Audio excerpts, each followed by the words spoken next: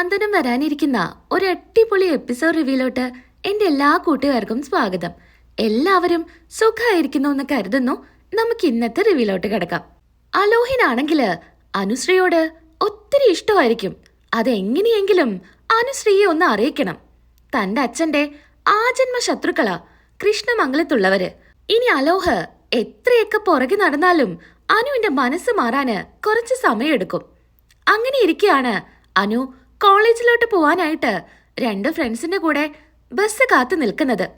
ഒത്തിരി നേരം നിൽക്കുന്നുണ്ട്, എന്നിട്ടും ബസ് കാണുന്നില്ല. എന്താടി ഇത്ര നേരായിട്ടും ബസ് വരാത്തെ? എത്ര നേരമായി നമ്മൾ കാത്തിരിക്കുന്നു. ഇനിയിപ്പോ ബസ് ഉണ്ടാവില്ലേ? എനിക്ക് പേടിയാവുന്നുണ്ട്. ക്ലാസ്സിൽ വഴുകി എത്തിയാലേ പിന്നെ അതും മതി, അന്നത്തെ അറ്റൻഡൻസ് കട്ടാക്കും. അതിലും ഭേദം ക്ലാസ്സിന് പോവാതിരിക്കുന്നതാ. നീ എന്താ പറയുന്നേ? ക്ലാസ്സിന് പോവാതിരിക്കുന്നതാണോ? എടി, എക്സാം വരിക. എക്സാമിന് നല്ല മാർക്ക് വേണമെങ്കിൽ ക്ലാസ് അറ്റൻഡ് ചെയ്യണം. നീ ഇങ്ങനെ നടന്നോ, മാർക്ക് കുറയുമ്പോ നിനക്ക് വീട്ടിൽ നിന്ന് നല്ല കണക്കിന് കിട്ടും എന്ന് അനുശ്രീ പറയുന്നു. അപ്പോഴായിരിക്കും അനുശ്രീയെ തന്നെ നോക്കി നിൽക്കുന്ന അലോഹിനെ കാണുന്നത്. ഒട്ടും മൈൻഡ് ചെയ്യാതെ കാണാത്ത ഭാവത്തിലാണ് അനു നിൽക്കുന്നത്. എന്നാ റൊമാൻറ്റിക് ആയിട്ട് അലോഹ് ഇങ്ങനെ ചിരിക്കുന്നും നോക്കുന്നൊക്കെ കാണും. പക്ഷേ അനു അതൊന്നും മൈൻഡ് ചെയ്യുന്നില്ല. അങ്ങനെ അലോഹ് വണ്ടി തിരിച്ച് അനുവിന്റെ അടുത്തോട്ട് വരുന്നു. ദേ അനു, നീ ഇവിടെ ബസ് കാത്തു നിന്നിട്ടേ ഒരു കാര്യമില്ല.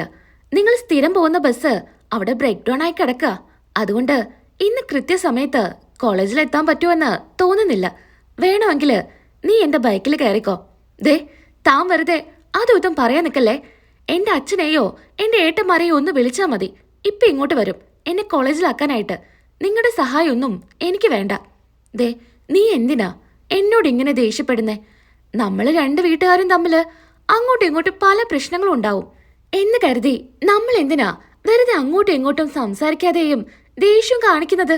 നീ എന്റെ മുറപ്പെണ്ണായിട്ട് വരും, അത് നിനക്കറിയോ? ദേ, താൻ വെറുതെ അതും ഇതും പറയല്ലേ. സത്യം ഞാൻ പറഞ്ഞത്, എനിക്ക് നിന്നെ ഒത്തിരി ഇഷ്ടാ. നമുക്ക് കല്യാണം കഴിച്ചാലോ? ദേ, താൻ എന്താ പറയുന്നേ? ഞാൻ എന്റെ ഏട്ടന്മാരോടോ അച്ഛനോടോ പറഞ്ഞാല് എന്താ സംഭവിക്കാന്ന് നിനക്കറിയാലോ. എന്തൊക്കെ പറഞ്ഞാലും എനിക്ക് നിന്നെ ഒത്തിരി ഇഷ്ടാ. ഇത് കേട്ടാണെങ്കില് അനുവിന് ദേഷ്യം വരുന്നുണ്ട്. തറപ്പിച്ചൊന്ന് നോക്കുന്നുണ്ട്. അലോഹ് അവിടെ നിന്ന് പോകുന്നു. പിന്നീടായിട്ട് കൂട്ടുകാരികൾ പറയുന്നുണ്ട്, എന്റെ അനു നല്ല പയ്യനല്ലേ, കാണാനും കൊള്ളാം, നല്ല പൈസയുണ്ട്. നിനക്കൊന്ന് ആലോചിച്ചൂടെ?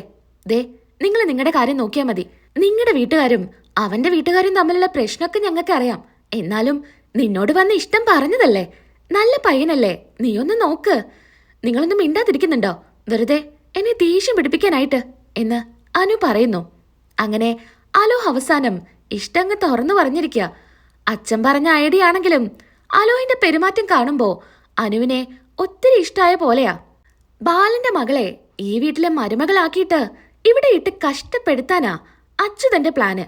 അതിനായിട്ടാ അലോഹിനോട് ഇങ്ങനൊരു കാര്യം പറഞ്ഞത്. പിന്നീടാണെങ്കില് ബാലനെ ആയിരിക്കും കാണിക്കുന്നുണ്ടായിരിക്കുക. ബാലൻ കലി തുള്ളി നിൽക്കുമായിരിക്കും. പാർക്കിൽ വെച്ച് മിത്രയെയും ആര്യനെയും കണ്ടതുകൊണ്ട് മിത്രയുടെ ഏറ്റവും വലിയ ആഗ്രഹമായിട്ടുള്ള ഒരു പോലീസുകാരി ആവണമെന്നുള്ളത് ആര്യൻ സാധിച്ചു കൊടുക്കാനായിട്ട് പോവാ. വീട്ടിൽ ആരോടും പറയാതെ മിത്ര ട്യൂഷൻ എടുക്കാനാണെന്നും പറഞ്ഞ് പുറത്തുപോയി രാവിലെ പ്രാക്ടീസ് ഒക്കെ ചെയ്യുന്നുണ്ട്. അങ്ങനെ ഇരിക്കെയാണ് ബാലൻ അവരെ 2 പേരെയും കാണുന്നത്. അവിടെയാണെങ്കില് ബാലൻ അറിയുന്ന ഒരാളും ഉണ്ടായിരിക്കും. തന്റെ മരുമകള് ഒരു പോലീസുകാരി ആവാൻ പോവാണല്ലേ, അപ്പൊ താനിക്കാരൊന്നും അറിയുന്നില്ലേ? വീട്ടിൽ നടക്കുന്ന പല കാര്യങ്ങളും നീ അറിയുന്നില്ലല്ലോ എന്നൊക്കെ പറഞ്ഞ് ബാലനെ ചൊടിപ്പിക്കുകയാണ്. ബാലൻ അത് നേരെ വീട്ടിൽ വന്ന് ഗോമതിയോടും മറ്റുള്ളവരോടും പറയുന്നു. എന്നാ മിത്ര ഏത് കാര്യവും മീനുവിനോട് പറയുമല്ലോ. മീനുവിനെയൊക്കെ ഒന്ന് വരട്ടുന്നുണ്ട്. അതുപോലെ ദേവിയെയും. അവർക്കൊന്നും അറിയില്ല എന്നാണ് മീനുവും ദേവിയും പറയുന്നത്. പക്ഷേ മിത്ര എല്ലാ കാര്യങ്ങളും മീനുവിനോട് പറഞ്ഞു കാണും. എന്നാ ബാലൻ എല്ലാ കാര്യം അറിഞ്ഞു എന്നറിയാതെയാണ് മിത്രയും ആര്യനും വീട്ടിലോട്ട് വരുന്നത്. മിത്രയെ കാണുന്നതും മീനു ഇങ്ങനെ ആക്ഷൻ കാണിക്കുന്നുണ്ട്, എല്ലാം കഴിഞ്ഞടി എന്നൊക്കെ. നമ്മുടെ മിത്രയ്ക്കുണ്ടോ അത് മനസ്സിലാവുന്നു. മിത്രയോട് ബാലൻ ചോദിക്കുന്നുണ്ട്, അല്ല നിന്റെ ട്യൂഷനൊക്കെ കഴിഞ്ഞോ? നീ പഠിപ്പിക്കുന്ന കുട്ടികള് 10ാം സ്ഥാനത്ത് നിന്ന് 1ാം സ്ഥാനത്ത് എത്തുമോ? എത്തും അങ്കിളെ, ഉറപ്പാ. ഞാൻ അങ്ങനെയാ ക്ലാസ് ഒക്കെ എടുത്തു കൊടുക്കുന്നത്. മതി 2 ആളും കിടന്ന് ഉരുണ്ട് കളിച്ചത് എല്ലാം ഞാൻ കണ്ടു. പാർക്ക് കിടന്ന് ഓടുന്നതും അവിടെ കാട്ടിക്കൂട്ടുന്നതെല്ലാം ഞാൻ കണ്ടു. ആളുകളെ കൊണ്ട് പറയിപ്പിക്കാനായിട്ട്. അല്ല, നിങ്ങൾ എന്താ കരുതിയേ?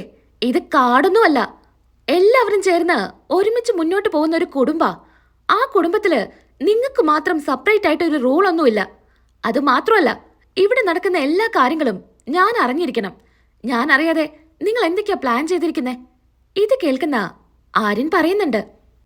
അച്ഛാ, അച്ഛൻ എന്തറിഞ്ഞെന്നാ പറയുന്നേ? അല്ല, നീ നിന്റെ ഭാര്യയെ വലിയ പോലീസുകാരിയാക്കാൻ പോവാണെന്ന് അറിഞ്ഞു. അതാ ഞാൻ ചോദിച്ചത്. അതിനാണല്ലോ രാവിലെ ഇവിടുന്ന് ഇറങ്ങുന്നത്, അവളെ പ്രാക്ടീസ് ചെയ്യിക്കാനായിട്ട്. ശരിയാച്ചാ, അവളുടെ ഏറ്റവും വലിയ ആഗ്രഹ അത് ഞാൻ സാധിച്ചു കൊടുക്കാൻ വേണ്ടി പോവാ. അതിനെന്താ അച്ഛൻ ഇത്ര പ്രശ്നം? എനിക്കെന്ത് പ്രശ്നമാണെന്നോ? ഈ വീട്ടില് എന്റെ ചെലവില് നിങ്ങൾ എല്ലാവരും താമസിക്കുമ്പോ ഞാൻ പറയുന്നത് നിങ്ങൾ കേൾക്കണം. മിത്രയോട് ഞാനേ ജോലിക്ക് പോവണ്ടെന്ന് പറഞ്ഞിട്ടില്ല. നല്ല പോലെ പഠിച്ച് ദാ കണ്ടോ, മീനുവിനെ പോലെ ഒരു സർക്കാർ ജോലി നേടാം. അതല്ലെങ്കിൽ വേറെ എന്ത് ജോലിക്ക് വേണേ മിത്രയ്ക്ക് ഇവിടെ നിന്ന് പോവാം. ഇതുപോലെ പോലീസുകാരിയൊന്നാവാൻ ഇവിടെ നിന്ന് പറ്റില്ല. അതൊക്കെ ഒരുപാട് റിസ്ക് പിടിച്ച ജോലിയാ. ഇത് കേൾക്കുന്നതും മീനു പറയുന്നുണ്ട്. അതിനച്ചാ, ഞാൻ ചെയ്യുന്ന ജോലിയും റിസ്ക് പിടിച്ച ജോലി തന്നെയാ. ഓ, ഇനിയിപ്പം അതിൻ്റെ ഒരു കുറവും കൂടെ ഉണ്ടായിരുന്നുള്ളൂ എന്ന് എടുത്തു നിന്ന് ആകാശ് പറയുന്നുണ്ട്. അങ്ങനെയല്ല ഞാൻ പറഞ്ഞത്. പോലീസ് ജോലി എന്ന് പറഞ്ഞത് കുറച്ചും കൂടെ ഉത്തരവാദിത്തമുള്ള ജോലിയാ. അതൊന്നും മിത്രയ്ക്ക് പറഞ്ഞ പണിയല്ല. നല്ല പോലെ പഠിക്ക്, മറ്റെന്തെങ്കിലും ജോലി നോക്ക്. അല്ലാതെ ഈ ജോലിക്ക് ഇവിടുന്ന് പോവാൻ ഞാൻ സമ്മതിക്കില്ല. അതിന് വെച്ച് വെള്ളം അങ്ങ് വാങ്ങി വെക്കുന്നതാ നല്ലത്. അച്ഛാ, അച്ഛൻ എന്തൊക്കെ പറഞ്ഞാലും മിത്ര അവളുടെ സ്വപ്നം സാധിച്ചെടുത്തിരിക്കും. അതിന് ഞാൻ കൂടെ തന്നെ ഉണ്ടാവും. ആര്യനും ബാലനും തമ്മില് അങ്ങോട്ടും ഇങ്ങോട്ടും പ്രശ്നം ഉണ്ടാവുമെന്ന് കണ്ട് മിത്ര പറയുന്നുണ്ട്. ആര്യ, ഒന്ന് നിർത്തുന്നുണ്ടോ? എന്റെ പേരില് നീ അങ്കിളിനോട് സംസാരിക്കണ്ട. ഞാൻ കാരണം ഈ വീട്ടിലൊരു പ്രശ്നം ഉണ്ടാവണ്ട. ഇത് ഞാൻ മറന്നേക്കാം. എനിക്ക് ഒരു ജോലിയും വേണ്ട. ഞാൻ എന്റെ സ്വപ്നങ്ങളെല്ലാം എന്നേക്കുമായിട്ട് ഇവിടെ ഇട്ടെറിയാ. ഇത് കേൾക്കുന്ന ആര്യൻ പറയുന്നുണ്ട്. അപ്പോ നിനക്ക് ഇത്രേ ഉണ്ടായിരുന്നല്ലോ ആഗ്രഹം? നീ എന്തൊക്കെയാ എൻ്റെ അടുത്ത് പറഞ്ഞത്? നിന്റെ ഏറ്റവും വലിയ സ്വപ്നമാണതെന്ന്. അച്ഛനറിയോ, അവളുടെ വീട്ടില് ഇതേ കാര്യം പറഞ്ഞ സമയത്ത് അവളുടെ ആഗ്രഹത്തിന് ഒരു വിലയും കൊടുക്കാതെയാ അവളുടെ അച്ഛൻ സംസാരിച്ചത്. അതേപോലെ തന്നെയാ ഇപ്പൊ അച്ഛനും പറയുന്നേ. ഇനി അച്ഛനല്ല, ആരൊക്കെ എതിർപ്പ് പറഞ്ഞാലും ഞാൻ അവളുടെ ആഗ്രഹം സാധിച്ചു കൊടുക്കും. അതിനി എത്രയൊക്കെ കഷ്ടപ്പെട്ടിട്ടാണെങ്കിലും, അതിനി എത്ര ലക്ഷം ചെലവായാലും ഞാനത് ചെയ്തിരിക്കും. ഇതും പറഞ്ഞുകൊണ്ട് മിത്രയുടെ കൈയും പിടിച്ച് ഉള്ളിലോട്ട് പോകുന്നുണ്ട്. ഗോമതിക്ക് നല്ല പോലെ ദേഷ്യം വരുന്നുണ്ട്. തന്റെ മകൻ അച്ഛനോട് കയർത്ത് സംസാരിക്കുന്നതൊന്നും ഗോമതിക്ക് ഇഷ്ടപ്പെടില്ലല്ലോ. ഇനിയിപ്പം അത് എന്തൊക്കെ കാര്യമാണെങ്കിലും. ആര്യനേക്ക ദേഷ്യം പിടിച്ചാണ് ബാലൻ അവിടെ നിന്ന് പോകുന്നത്. റൂമിലിരുന്ന് മിത്ര കരയുന്നുണ്ടായിരിക്കും. എന്നാ ആര്യം പറഞ്ഞ് സമാധാനിപ്പിക്കുന്നുണ്ട്.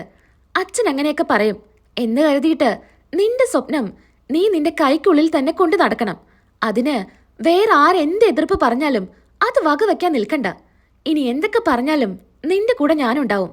സംസാരിച്ചിരിക്കുന്ന സമയത്തായിരിക്കും ഗോമതി ഉള്ളിലോട്ട് കയറി വരുന്നത്. അമ്മയെ കാണുന്നതും രണ്ടുപേരും എഴുന്നേറ്റ് നിൽക്കുന്നുണ്ട്. എടാ, നീ എന്തൊക്കെയാടാ അച്ഛൻ്റെ അടുത്ത് പറഞ്ഞത്? അച്ഛനോട് അങ്ങനെയൊക്കെ പറയാൻ പാടുവോ? അമ്മ ഇനി എന്തൊക്കെ പറഞ്ഞാലും അച്ഛന്റെ ഭാഗത്തല്ലേ നിൽക്കൂ. അമ്മയുടെ മനസ്സില് എന്തെങ്കിലും ആഗ്രഹം ഉണ്ടെങ്കിൽ അതാരാ സാധിച്ചു തരാ? അച്ഛനല്ലേ. അതെന്ത് വില കൊടുത്തും അമ്മയ്ക്ക് സാധിച്ചു തരില്ലേ? അതുപോലെ തന്നെയാ എന്റെ ഭാര്യ മിത്ര. മിത്രയെ ഞാൻ അവളുടെ ആഗ്രഹം പോലെ ഒരു പോലീസുകാരി ആക്കിയിരിക്കും. അതിനി അച്ഛനും അമ്മയും എന്ത് തടസ്സം പറഞ്ഞാലും ഞാനത് മുന്നോട്ട് കൊണ്ടുപോയിരിക്കും. എടാ, നീ എന്തൊക്കെയാടാ പറയുന്നേ? അച്ഛന് ഇഷ്ടമല്ലെങ്കിൽ നീ എന്തിനാ അക്കാര്യം ചെയ്യാൻ നിൽക്കുന്നേ? അച്ഛൻ പറഞ്ഞാലും കാര്യമില്ലേ? അതൊക്കെ വലിയ റിസ്ക് പിടിച്ച ജോലിയാ.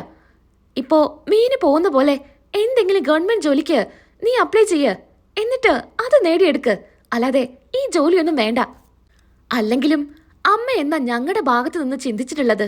ഞങ്ങളെക്കുറിച്ച് അമ്മയ്ക്ക് എന്തെങ്കിലും വിചാരമുണ്ടോ? എടാ, നീ എന്തൊക്കെയാ പറയുന്നേ? അതെ, അമ്മയ്ക്ക് എന്തെങ്കിലും വിചാരം ഉണ്ടെങ്കിൽ ഞങ്ങളുടെ ഭാഗത്ത് ഒന്നുകൂടെ ചിന്തിക്കണം. അവളുടെ സ്വപ്നങ്ങള്, എന്റെ സ്വപ്നങ്ങള്, ഇതൊക്കെ അമ്മ ഒരു നിമിഷം കൊണ്ട് ഇല്ലാതാക്കിയത്. ഞങ്ങളുടെ വിവാഹത്തിലൂടെ അമ്മയുടെ വാക്ക് കേട്ടിട്ടാ ഞാൻ ഇവളെ കഴുത്തിൽ താലി കെട്ടിയത്. അതും എന്റെ ഭാവിയൊന്നും അമ്മ മുന്നിൽ കണ്ടില്ല. അമ്മയ്ക്ക് അപ്പോഴും അമ്മയുടെ ഏട്ടന്മാര് മറ്റുള്ളവരെ മുൻപിൽ തല കുനിക്കരുത്. അതിനു വേണ്ടിയിട്ട് മിത്രയുടെ കഴുത്തിൽ താലി ചാർത്തിച്ചു. അന്നും അമ്മ അമ്മയുടെ സ്വന്തം കാര്യം നോക്കിയത്. ഇന്നും അമ്മയുടെ സംസാരത്തില് ഒരു മാറ്റവുമില്ല. ഞങ്ങളെക്കുറിച്ച് ഒരു വിചാരവുമില്ല. എടാ, നീ എന്തൊക്കെയാടാ പറയുന്നേ? നീയപ്പോ എന്നെ കുറ്റപ്പെടുത്തുവാണോ? അതെ അമ്മേ, അമ്മയെ കുറ്റപ്പെടുത്തിയിട്ട് തന്നെ ഞാൻ സംസാരിച്ചത്. ഇത് കേൾക്കുന്നതും കരഞ്ഞുകൊണ്ട് ഗോമതി അവിടെ നിന്ന് പോകുന്നു. എന്നാ മിത്ര പറയുന്നുണ്ട്, എന്താ ആര്യ, അമ്മയോട് എന്തിനാ ഇങ്ങനെയൊക്കെ സംസാരിച്ചേ? ഞാൻ പറഞ്ഞതിൽ എന്താ തെറ്റുള്ളത്? നിന്റെയും എന്റെയും ഭാവി നശിപ്പിച്ചതേ അമ്മ തന്നെയാ. നീ മറ്റുള്ളവരെന്ത് ചിന്തിക്കുമെന്ന് ആലോചിക്കണ്ട. നിന്റെ കാര്യം മാത്രം നോക്കിയാൽ മതി. നാളെയും ഇതുപോലെ പ്രാക്ടീസിന് പോണം എന്ന് ആര്യൻ മിത്രയോട് പറയുന്നു. ആര്യൻ കൊടുത്ത ആ കോൺഫിഡൻസില് മിത്രയും അത് സമ്മതിക്കുന്നുണ്ട്. പിന്നീടായിട്ട് കാണിക്കുന്നത് അടുക്കളയില് ദേഷ്യത്തിൽ നിന്ന് ജോലി ചെയ്യുന്ന ഗോമതിയെ ആയിരിക്കും. കൂടെ ദേവിയും മീനും ഉണ്ടായിരിക്കും. അമ്മയെ സഹായിച്ചുകൊണ്ടിരിക്കുകയാണ് ദേവിയും മീനുവും. അങ്ങനെ അവിടേക്ക് മിത്ര കയറി വരുന്നുണ്ട്. മിത്രയെ കാണുന്നതും ദേഷ്യത്തില് മുഖം തിരിക്കുന്നുണ്ട്. ഈ സമയത്ത് മിത്ര അപ്പച്ചിയെ വിളിക്കുന്നുണ്ട്. അപ്പച്ചി, എനിക്കെന്തെങ്കിലും ജോലിയുണ്ടെങ്കിൽ ഞാനത് ചെയ്തു തരാം. നിനക്കിവിടെ ഒരു ജോലിയുമില്ല. ഇനി നിന്നെ കൊണ്ട് അടുക്കള ജോലി ചെയ്യിച്ചു എന്നും പറഞ്ഞ് നിന്റെ ഭർത്താവ് എന്റെ മേക്കിട്ടേറാനല്ലേ. അതുകൊണ്ട് നീ ഒരു ജോലിയും ചെയ്യേണ്ട മോളെ. നീ അവിടെ ഡൈനിങ് ടേബിളിൽ പോയിരിക്കെ. ഭക്ഷണമായി കഴിഞ്ഞാല് ഞാൻ അവിടെ കൊണ്ടുവയ്ക്കാം. നിനക്ക് വിളമ്പിത്തരാം. വേണമെങ്കിൽ നിനക്ക് വാരിയും തരാം. മതിയോ? എന്താ അപ്പച്ചി, അപ്പച്ചി ഇങ്ങനെയൊക്കെ സംസാരിക്കുന്നേ? ഇത് കേൾക്കുന്നതും മീനുവിന് സങ്കടം വരുന്നുണ്ട്. മിത്രയ്ക്ക് സങ്കടം വന്നാ അത് മീനുവിനും സങ്കടം വന്ന പോലെയല്ലേ. എങ്ങനെയെങ്കിലും ഈ പ്രശ്നം പരിഹരിക്കാനായിട്ട് മീനു പറയുന്നുണ്ട്. എന്റെ അമ്മ എന്തിനാ ഇങ്ങനെ മിത്രയോട് ദേഷ്യപ്പെടുന്നേ? മിത്ര അമ്മയെ എന്തെങ്കിലും പറഞ്ഞോ? പറഞ്ഞതാരാ? ആര്യനല്ലേ. അതിനെന്തിനാ മിത്രയോട് ദേഷ്യം കാണിക്കുന്നേ? ആര്യൻ എന്താ ചെയ്തേ? മിത്രയുടെ ഇഷ്ടത്തിന്റെ കൂടെ നിന്ന് അച്ഛനോട് സംസാരിക്കാ ചെയ്തത്. അതെന്തുകൊണ്ടാ? അത് അമ്മയുടെ വളർത്തുഗുണം കൊണ്ടാ. ഭാര്യയെ ആരുടെ മുൻപിലും വിട്ടുകൊടുക്കാതെ അടക്കി പിടിച്ചത് കണ്ടില്ലേ? അതമ്മയുടെ വളർത്തുഗുണാ. എന്റെ അമ്മായിയമ്മ എത്ര നന്നായിട്ടാ മക്കളെ വളർത്തിയിരിക്കുന്നേ. അതോർക്കുമ്പോ തന്നെ എനിക്ക് സന്തോഷം കൊണ്ട് നിൽക്കാൻ പോലും പറ്റുന്നില്ല. ഇത് കേൾക്കുന്നതും ഗോമതിയുടെ മനസ്സ് സന്തോഷം കൊണ്ട് പൂത്തൊലയുന്നുണ്ടായിരിക്കും. ഗോമതി ഇങ്ങനെ ചെറുപുഞ്ചിരിയോട് കൂടി കറിക്കിങ്ങനെ അരിയാ. അല്ല, അമ്മ ഒന്നും പറഞ്ഞില്ലല്ലോ. അല്ലെങ്കിലും ഞാൻ എന്റെ മക്കളെ നന്നായിട്ടാ വളർത്തിയിരിക്കുന്നേ. അതെ അപ്പച്ചി, ആര്യൻ എന്ത് നല്ല പയ്യനാ. അവൻ എന്നെ എത്ര നന്നായിട്ടാ നോക്കുന്നേ എന്നൊക്കെ മിത്രയും തള്ളിവിടുന്നുണ്ട്. ഇത് കേട്ട് എന്തെന്നില്ലാത്ത സന്തോഷത്തിലായിരിക്കും ഗോമതി. എന്റെ മക്കളിലെ അച്ഛന്റെ വാക്ക് അത്തുപടി അനുസരിക്കുന്നത് ആനന്ദ് മാത്ര. ആനന്ദ് അച്ഛൻ പറയുന്നത് അതിനപ്പുറം നിൽക്കില്ല. ദേവിയാണെങ്കില് പതിയ സ്വരത്തില് പറയുന്നുണ്ട്. അതങ്ങനെ തന്നെയാ. എവിടെയാണോ വര വരയ്ക്കുന്നേ ആ വരയ്ക്ക് അപ്പുറം പോകണ്ടെന്ന് പറഞ്ഞാല് അവിടുന്ന് ഒരു പടി അനങ്ങില്ല. അല്ല, ദേവിക്ക് അതങ്ങ് ഇഷ്ടപ്പെടുന്നില്ല എന്ന് തോന്നുന്നു. അല്ലമ്മേ, ഞാൻ പറഞ്ഞെന്നേ ഉള്ളൂ. ഭാര്യമാരുടെ കൂടെ നിൽക്കുകയൊക്കെ വേണം എന്ന് കരുതിയിട്ട് അമ്മയെയും അച്ഛനെയും തള്ളി പറയാനൊന്നും പാടില്ല. എന്തായാലും എന്റെ ആര്യൻ നല്ലൊരു കാര്യം ചെയ്തത്. അവളുടെ ഇഷ്ടത്തിന്റെ കൂടെ നിൽക്കല്ലേ ചെയ്ത്. അതുകൊണ്ടൊരു സമാധാനം. അപ്പച്ചി, ഇപ്പൊ അപ്പച്ചിക്ക് എന്നോട് ദേഷ്യമുണ്ടോ? ഞാൻ എന്തിനാടി നിന്നോട് ദേഷ്യപ്പെടുന്നേ? എനിക്ക് നിന്നോടൊരു ദേഷ്യമില്ല. എന്നാ ഞാൻ എന്തെങ്കിലും സഹായിക്കട്ടെ? അതിനെന്താ, നീ ചെയ്തോ. അങ്ങനെ മിത്ര അപ്പച്ചിയെ അങ്ങ് കെട്ടിപ്പിടിക്കുന്നുണ്ട്. ബാലന് ബന്ധുക്കളായിട്ട് ആരും തന്നെ ഇല്ലല്ലോ. എന്നാ ബാലനൊരു കോള് വരുന്നുണ്ട്. ബാലന്റെ ചേച്ചിയായിരിക്കും, വകയിലുള്ള ഒരു ബന്ധു. ആ കോള് വരുന്നതും ബാലന് ഒത്തിരി സന്തോഷാവുന്നുണ്ട്. തന്റെ ബന്ധു എന്ന് പറയാൻ ആകെ കൂടെ ഉള്ളതാ ആ ഒരു ചേച്ചി. ചേച്ചിയുടെ സംസാരവും ഒക്കെ കേൾക്കുമ്പോ ബാലന് സന്തോഷം സഹിക്കാനാവുന്നുണ്ടായിരിക്കില്ല. ബാല, ഒരുപാട് കഷ്ടപ്പെട്ടിട്ടാ നിന്റെ നമ്പർ കിട്ടിയത്. നിന്റെ ഒരു വിവരവും ഇല്ലല്ലോ. അമ്മയും അച്ഛനും മരിച്ചതിന് ശേഷം നീ എങ്ങോട്ടാടാ പോയത്? നിന്റെ ഒരു വിവരവും ഞാൻ പിന്നീട് അന്വേഷിച്ച് കിട്ടിയില്ല. ഇപ്പോ എന്റെ മോനാ സോഷ്യൽ മീഡിയന്ന് നിന്റെ ഫോട്ടോയൊക്കെ കണ്ടിട്ട് എനിക്ക് കാണിച്ചു തന്നത്. അങ്ങനെയാ നിന്റെ നമ്പർ കിട്ടിയത്. എടാ, നിനക്ക് സുഖമല്ലേ? ആ ചേച്ചി, ഞാൻ സുഖമായിരിക്കുന്നു. ഞാനിപ്പോ വിളിച്ചത് എന്താണെന്നറിയോ? നമ്മുടെ കുടുംബക്ഷേത്രത്തില് ഒരു പൂജ നടക്കുന്നുണ്ട്. ആ പൂജയ്ക്ക് നീ നിന്റെ വീട്ടുകാരും എന്തായാലും വരണം. എത്ര കാലത്തിന് ശേഷാ നിന്നെ കാണാൻ പോകുന്നേ. ഉറപ്പായിട്ടും നീ ആ ഫംഗ്ഷന് വന്നിരിക്കണം എന്ന് ചേച്ചി പറയുന്നു. ഫോൺ കട്ട് ചെയ്യുന്നുണ്ട്. ഗോമതിയെയും മക്കളെയും ഉറക്കെ വിളിച്ചു കൂട്ടുന്നുണ്ട്. ഗോമതി, നിനക്കൊരു കാര്യം അറിയോ? എന്റെ അപ്പച്ചിയുടെ മോളാ എന്നെ വിളിച്ചത്. ബാലേട്ട, സത്യാണോ പറയുന്നേ? അതെ അതെ ഗോമതി, എത്ര കാലത്തിന് ശേഷാ അവരൊന്ന് എന്നെ വിളിക്കുന്നത്. അവര് പറയാ ഞങ്ങളുടെ കുടുംബക്ഷേത്രത്തില് ഒരു പൂജയുണ്ടെന്ന്. നമുക്ക് എല്ലാവർക്കും നാളെ അങ്ങോട്ട് പോണം മക്കളെ, നമുക്ക് എല്ലാവർക്കും നേരത്തെ പോണേ എന്നൊക്കെ ബാലൻ സന്തോഷത്തോടു കൂടി പറയുന്നു. ഇത് കേൾക്കുന്ന ഗോമതിക്കും ഒത്തിരി സന്തോഷാവുന്നുണ്ട്. മോളെ ദേവി, നിന്റെ അച്ഛനെയും അമ്മയെയും വിളിക്കണം. നാളെ അമ്പലത്തിലോട്ട് വരാൻ വേണ്ടി പറയണം. നീ വിളിച്ചോ, ഞാനും ഒന്നും കൂടെ വിളിച്ച് പറഞ്ഞോളാം എന്ന് ബാലൻ പറയുന്നു. എന്നാ ഇതേ സമയത്ത് മിത്രയുടെയും മീനുവിന്റെയും മുഖത്തോട്ട് നോക്കുന്നുണ്ട്. മിത്രയുടെ കാര്യം പിന്നെ പറയണ്ടല്ലോ. എന്തായാലും അവര് നമ്മുടെ കൂടെ അങ്ങോട്ട് വരാൻ വേണ്ടി പോകുന്നില്ല. മീനുവിന്റെ അച്ഛന്റെ നമ്പർ എനിക്കൊന്ന് തരണം. ഞാൻ എന്തായാലും മോളുടെ അച്ഛനെ വിളിച്ച് പറയാം. അച്ഛാ, എങ്ങനെയാ പ്രതികരിക്കുകയെന്നറിയില്ല. അത് വേണ്ട, ഉറപ്പായിട്ടും അവര് വരാൻ പോകുന്നില്ല. അത് സാരല്ലേ മോളെ, അത് നമ്മുടെ കടമയാ അവരെ വിളിച്ച് കാര്യം പറയേണ്ടത്. വരുമെങ്കില് അവര് വരട്ടെ. എന്തായാലും മോള് നമ്പർ തരണേ എന്നും പറഞ്ഞ് എല്ലാവരെയും പറഞ്ഞു വിടുന്നുണ്ട്. ഒത്തിരി സന്തോഷത്തോടു കൂടി ഗോമതി നാളെ ഉടുക്കാനുള്ള സാരിയൊക്കെ തിരയുന്നുണ്ട്. മീനു ആണെങ്കില് ആകാശിന്റെ അടുത്ത് പറയുന്നുണ്ട്, ആകാശേ, നാളെ എനിക്ക് ഏത് കമ്മല ഇടാൻ നല്ലത്? ഞാൻ ഈ സാരിയാ ഉടുക്കുന്നേ. അതിന് ഈ കമ്മല ഭംഗി, അത് ഈ കമ്മല ഭംഗി. എന്റെ മീനുക്കുട്ടി ഏത് കമ്മലിട്ടാലും നല്ല സുന്ദരിയല്ലേ. എന്നാലും നാളെ ഈ കമ്മലിട്ടാ മതി, ഇത് കുറച്ചുകൂടെ ഭംഗിയാ. അല്ല മീനു, അച്ഛന് നീ നമ്പർ കൊടുത്തോ? നിന്റെ അച്ഛന്റെ നമ്പർ തരാൻ വേണ്ടി പറഞ്ഞതല്ലേ? അച്ഛൻ ചോദിച്ചത് തന്നെയാ. പിന്നെ അച്ഛൻ അതിനെക്കുറിച്ചൊന്നും ചോദിച്ചില്ല, ഞാൻ കൊടുക്കാനും പോയില്ല. അങ്ങനെ ബാലൻ വന്നിരിക്കുന്നുണ്ട്. ഗോമതിയെ വിളിക്കുന്നു. ഗോമതി, ഒന്നിങ്ങ് വന്നേ. എന്താ ബാലേട്ടാ, എന്താ കാര്യം? അല്ല, നീ ആ മീനുവിനെ ഇങ്ങ് വിളിച്ചേ. അവളുടെ അച്ഛനെ നമ്പർ കിട്ടിയില്ലല്ലോ, ഒന്ന് വിളിച്ച് പറയാനാ.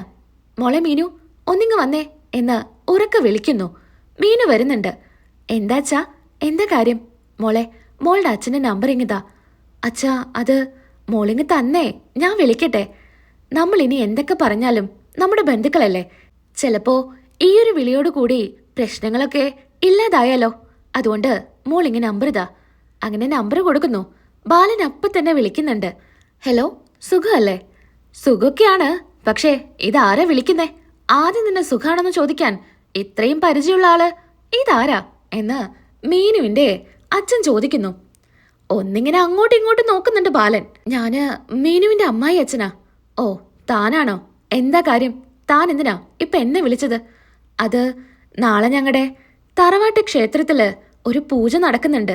മീനുവിന്റെ അമ്മയെ കൂട്ടിയിട്ട് എന്തായാലും നാളെ അങ്ങോട്ട് വരണം. ഇത് കേൾക്കുന്നതും ദേഷ്യത്തിൽ പറയുന്നുണ്ട്.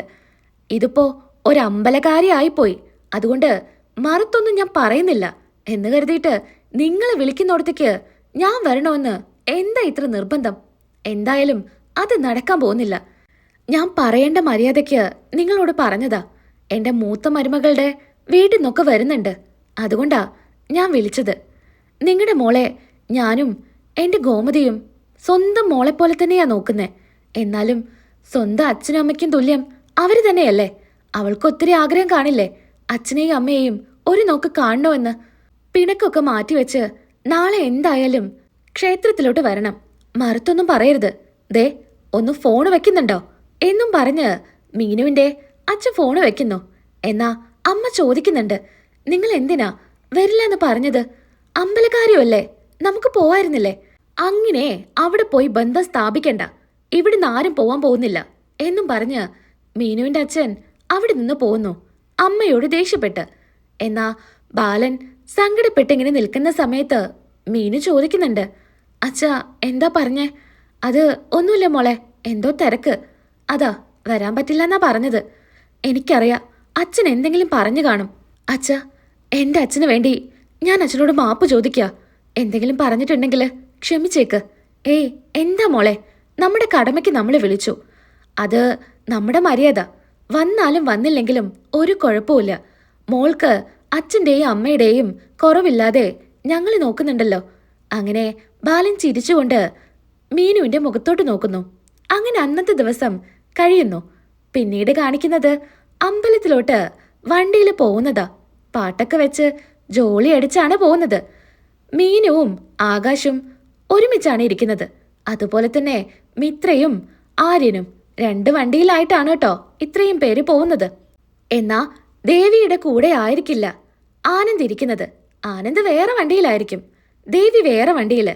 എന്നാ സെൽഫിയൊക്കെ എടുത്ത് ജോളി അടിച്ചാണ് ദേവിയുടെ പുറകിലായിട്ട് മീനുവും ആകാശവും ഇരിക്കുന്നത്. ഇടയ്ക്കൊക്കെ ദേവി ഒന്ന് നോക്കി സങ്കടപ്പെടുന്നുണ്ട്. തന്റെ ഭർത്താവ് ഒരുമിച്ചിരിക്കാൻ കൂടെ പേടിക്കുന്നതൊക്കെ ഓർത്ത് വലിയ സങ്കടത്തിലാ ദേവി ഇരിക്കുന്നേ. എന്നാ ധർമ്മൻ ആനന്ദിനോട് ചോദിക്കുന്നുണ്ട്, അല്ല ആനന്ദേ, നീ എന്താ നിന്റെ ഭാര്യയുടെ കൂടെ ഇരിക്കാതിരുന്നേ? അത് അച്ഛൻ എന്നോട് വണ്ടിയുടെ ഫ്രണ്ടിലിരുന്ന് വഴി പറഞ്ഞു കൊടുക്കാൻ പറഞ്ഞിട്ടാ എന്നെ ഈ വണ്ടിയിൽ കയറ്റിയത്. കൊള്ളാം ആനന്ദേ, കൊള്ളാം.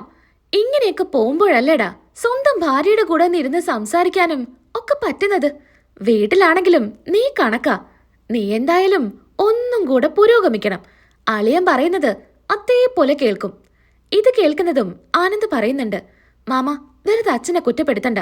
അച്ഛൻ നല്ല കാര്യത്തിനാ എന്നോട് ഇങ്ങനെ പറഞ്ഞത്. എന്നാ ദേവിക്ക് വലിയ വിഷമായിരിക്കും. ദേവി ഇങ്ങനെ മറ്റു വണ്ടി പുറകിൽ വരുന്നുണ്ടോ എന്ന് ഇങ്ങനെ തിരിഞ്ഞു തിരിഞ്ഞു നോക്ക. എന്നാ ഗോമതി ചോദിക്കുന്നുണ്ട്, അല്ല എന്താ ദേവി നീ ഇങ്ങനെ നോക്കുന്നേ? അത് ആനന്ദേട്ടൻ വണ്ടി കണ്ടില്ല, അതുകൊണ്ട് നോക്കിയതാ. ആനന്ദ് അങ്ങോട്ട് വന്നോളും.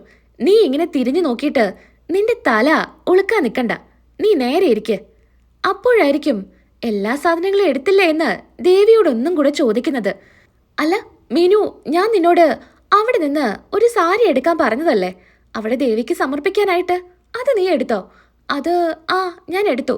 അപ്പോഴായിരിക്കും പുറകിലോട്ട് തിരിഞ്ഞു നോക്കുന്നത്. ആകാശും മീനുവും ജോളി അടിച്ച് സംസാരിച്ചും സെൽഫി എടുത്ത് നിൽക്കുക. തുറച്ചിങ്ങനെ നോക്കുന്നുണ്ട്. മീനു ചോദിക്കുന്നുണ്ട്, എന്താ അമ്മായിയമ്മേ ഇങ്ങനെ നോക്കുന്നേ? അസൂയാണോ? അസൂയാണെങ്കിലേ അനുവിനെ ഫ്രണ്ടിൽ ഇരുത്തിയിട്ട് അച്ഛൻ്റെ അടുത്ത് ഇവിടെ വന്നിരിക്കാൻ പറ.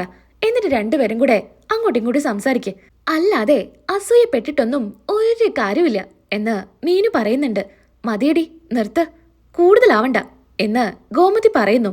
പിന്നീടായിട്ട് ബാലൻ പറയുന്നുണ്ട്, എന്തായാലും നല്ല പാട്ടാ. എല്ലാം കുടുംബത്തോടു കൂടെ പോകാൻ പറ്റുമ്പോൾ കേൾക്കാൻ പറ്റിയ പാട്ട്. എന്തായാലും നന്നായി ഡ്രൈവറെ, ഇങ്ങനത്തെ പാട്ടൊക്കെ സെലക്ട് ചെയ്ത് ഈ സമയത്ത് വെച്ചത്. എന്നാ ഗോമതിയോട് പറയുന്നുണ്ട്, ഗോമതി ഇന്നൊരു കാര്യമുണ്ടായി. എന്താ ബാലേട്ടാ? ഞങ്ങളുടെ കുടുംബക്കാരെല്ലാവരും കൂടി ചേർന്നിട്ട് ഒരു ഗ്രൂപ്പ് ഉണ്ടാക്കി. അതിൽ എന്നെയും ആഡ് ചെയ്തിട്ടുണ്ട്. ഞാൻ എന്തായാലും എൻ്റെ മക്കളെയൊക്കെ ആഡ് ചെയ്യാം. ഇത് കേൾക്കുന്ന മീനു പറയുന്നുണ്ട്, അയ്യോ അച്ഛാ വേണ്ടേ, അതൊന്നും വേണ്ട. ആ ഗ്രൂപ്പിൽ എന്നെ ആഡ് ചെയ്യണ്ട. അതിൽ പറയാൻ പോകുന്ന കാര്യങ്ങളൊന്നും എനിക്കങ്ങോട്ട് ദഹിക്കില്ല. പണ്ട് എൻ്റെ അച്ഛനുള്ളപ്പോൾ ഇങ്ങനെയായിരുന്നു അങ്ങനെയായിരുന്നു എന്നൊക്കെ പറയും. അപ്പം പിന്നെ എനിക്കങ്ങ് ദേഷ്യം വരും. ഞാനും എന്തെങ്കിലുമൊക്കെ പറയും. അതുകൊണ്ട് എന്തിനാ വെറുതെ എന്നെ എന്തായാലും ആഡ് ചെയ്യണ്ട. അത് ശരിയാ ബാലേട്ടാ, അവളെ ആഡ് ചെയ്യണ്ട. അവളുടെ നാവിനെ ഒരു ലൈസൻസും ഇല്ലാത്തതാ. എന്തെങ്കിലുമൊക്കെ വിളിച്ചു പറയും. അങ്ങനെ സന്തോഷത്തോടു കൂടി അങ്ങോട്ടും ഇങ്ങോട്ടും സംസാരിക്കുന്നുണ്ട്. അങ്ങനെ അമ്പലത്തിന് തൊട്ടു മുൻപായിട്ട് വണ്ടി നിർത്തുന്നുണ്ട്. ബാലേട്ടാ എന്തിനെവിടെ നിർത്തുന്നേ? ഉള്ളിലോട്ട് പൊക്കൂടെ? അത് വേണ്ട, പുറകിലെ വണ്ടി കൂടെ വരട്ടെ. നമ്മളെല്ലാവരും ഒരുമിച്ച് അമ്പലത്തിന്റെ ഫ്രണ്ടിൽ വന്ന് ഇറങ്ങണം. എന്നാലേ എനിക്കത് സമാധാനാവൂ. ബാലേട്ടൻ്റെ ഒരു കാര്യം. അങ്ങനെ പുറകിലുള്ള വണ്ടിയും വരുന്നു. അമ്പലത്തിൽ വന്ന് ഇറങ്ങുന്നുണ്ട്. ചേച്ചി വേഗം തന്നെ വരുന്നുണ്ട് ബാലനെ കാണുമ്പോൾ. ചേച്ചിയുടെ ഭർത്താവും ഉണ്ടായിരിക്കും. നല്ല രീതിക്ക് സംസാരിക്കുന്നുണ്ട്. മരുമക്കളെക്കുറിച്ചും മക്കളെക്കുറിച്ചും വാ തോരാതെ പുകഴ്ത്തി സംസാരിക്കുകയാണ് ഗോമതിയും ബാലനും. ദേവിയുടെ അച്ഛനും അമ്മയും വരുന്ന സമയത്ത് മീനുവിന് വലിയ സങ്കടമായിരിക്കും. ആകാശിന്റെ അടുത്ത് പറയുന്നുണ്ട്, എൻ്റെ അച്ഛനും അമ്മയ്ക്കും എന്നോടൊരു സ്നേഹവും ഇല്ലാന്ന്. അപ്പോഴായിരിക്കും മീനുവിന്റെ അച്ഛനും അമ്മയും വരുന്നത്. ഇത് കാണുന്നതും ഒത്തിരി സന്തോഷാവുന്നുണ്ട്. മീനു ഓടിപ്പോയി അച്ഛനെ അങ്ങ് കെട്ടിപ്പിടിക്കുന്നുണ്ട്. എന്നാ തട്ടി മാറ്റുന്നുണ്ട്. ഞാനേ നീയുമായിട്ട് ബന്ധം സ്ഥാപിക്കാനൊന്നുമല്ല ഇങ്ങോട്ട് വന്നത്. നിന്റെ അമ്മ അവിടെ കിടന്ന് കരഞ്ഞ കാരണ അമ്പലക്കാരുമല്ലേ എന്നുള്ളത് കൊണ്ട് മാത്രം എന്ന് കരുതിയിട്ട് അച്ഛനാണ് അതാണ് ഇതാണെന്നും പറഞ്ഞ് എൻ്റെ മനസ്സിൽ ഇടം പിടിക്കാനൊന്നും നീ നോക്കണ്ട.